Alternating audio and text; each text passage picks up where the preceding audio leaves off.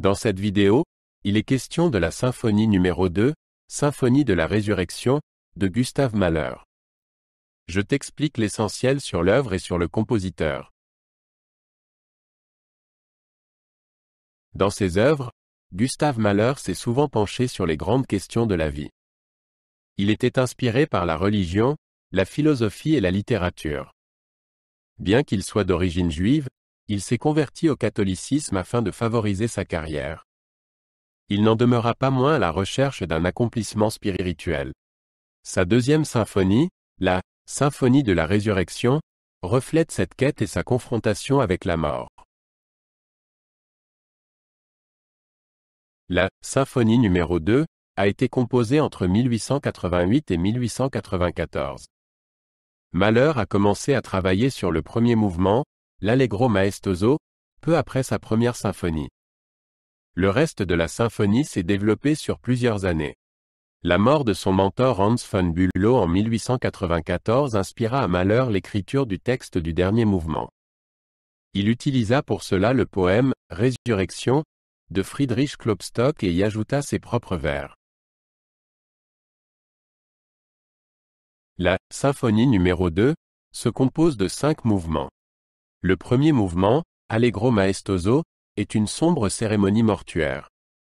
Le deuxième mouvement, Andante moderato, évoque une mélodie de Ländler nostalgique. Dans le troisième mouvement, In ruhig fließender Bewegung, Mahler utilise un thème tiré d'un de ses lieder. Le quatrième mouvement, Urlicht, est un chant pour alto solo. Le cinquième mouvement, Résurrection, réunit le chœur, les solistes et l'orchestre dans un finale triomphal. Le texte du finale est basé sur le poème « Résurrection » de Friedrich Klopstock. Mahler y a ajouté ses propres vers afin de présenter sa vision personnelle de la vie après la mort. Le texte commence par les mots « Auferstehen, ja Auferstehen wirst du ». Il traite de l'espoir, de la foi et du dépassement de la mort. Mahler voulait ainsi transmettre un message universel, l'immortalité de l'âme. Musicalement, Mahler associe différents styles dans la symphonie numéro 2. Le premier mouvement est dramatique et sombre, le deuxième mouvement est léger et dansant. Le troisième mouvement est plein d'ironie et d'humour. Dans le quatrième mouvement, lumière originelle, la musique atteint une profonde spiritualité. Le finale est monumental et comprend un chœur, des solistes et un grand orchestre. La musique alterne entre passages dramatiques et calmes et se termine par une conclusion éclatante. La Symphonie de la Résurrection a une profonde signification symbolique. Elle traite de la mort et de la renaissance, du désespoir et de l'espoir. Mahler voulait montrer que la mort n'est pas la fin, mais une transition vers quelque chose de nouveau. Le premier mouvement symbolise la célébration des morts, tandis que les deuxième et troisième mouvements représentent les souvenirs de la vie. Le quatrième mouvement est une prière pour l'illumination, et le final symbolise la résurrection.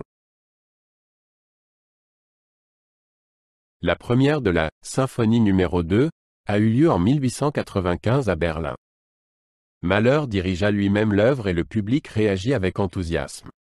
Les critiques étaient toutefois divisées.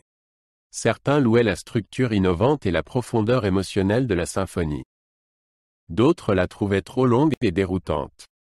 Aujourd'hui, la Symphonie de la Résurrection est considérée comme l'une des œuvres les plus importantes de Mahler et comme un chef-d'œuvre du romantisme tardif.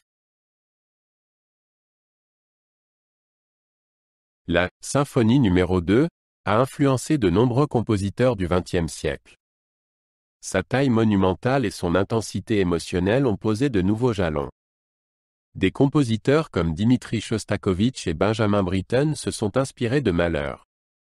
On trouve également des échos de la Symphonie de la Résurrection dans la musique de film. Elle reste un jalon de la musique symphonique.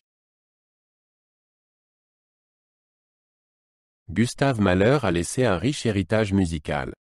Ses symphonies et ses lieder marquent encore aujourd'hui la musique classique. La Symphonie numéro 2 montre sa capacité unique à transposer des thèmes spirituels en musique. Elle reste un témoignage impressionnant de sa vision artistique.